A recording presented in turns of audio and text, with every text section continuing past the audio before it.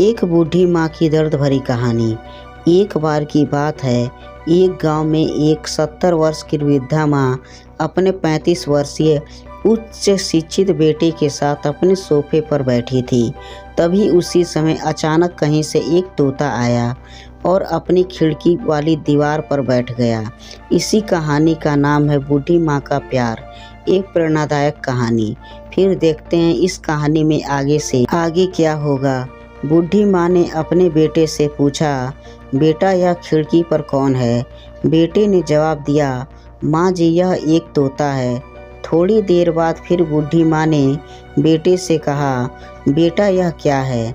बेटे ने फिर से जवाब दिया, माँ जी मैंने आपसे अभी अभी कहा तो है कि यह एक तोता है।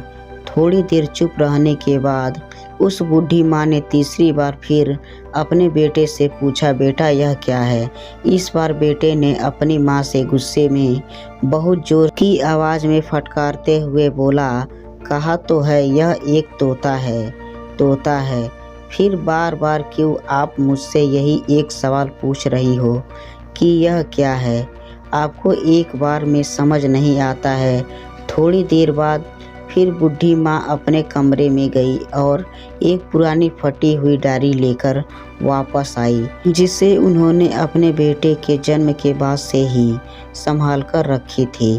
बूढ़ी माँ ने उस डायरी का एक पन्ना खोला और अपने बेटे से कहने लगी, बेटा क्या तुम इस डायरी में जो लिखा है वह मेरे लिए पढ़ सकते हो?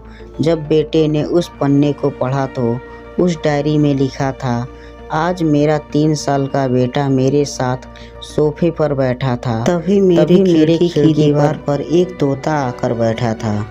तब मेरे बेटे ने 30 बार पूछा, माँ यह क्या है?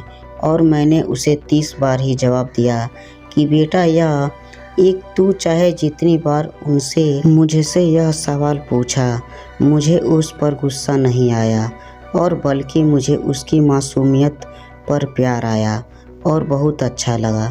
यह सुनकर बेटे और माँ दोनों की आंखें नम हो गई। फर्क इतना था कि बेटे की आंखें शर्मिंदगी महसूस कर रही थी और माँ की आंखें अपने बेटे के आंसुओं को देखकर नम हो गई। तो दोस्तों, एक माँ ही होती है जो अपने बच्चे की खुशी और कामयाबी पर गर्व को महसूस करती है।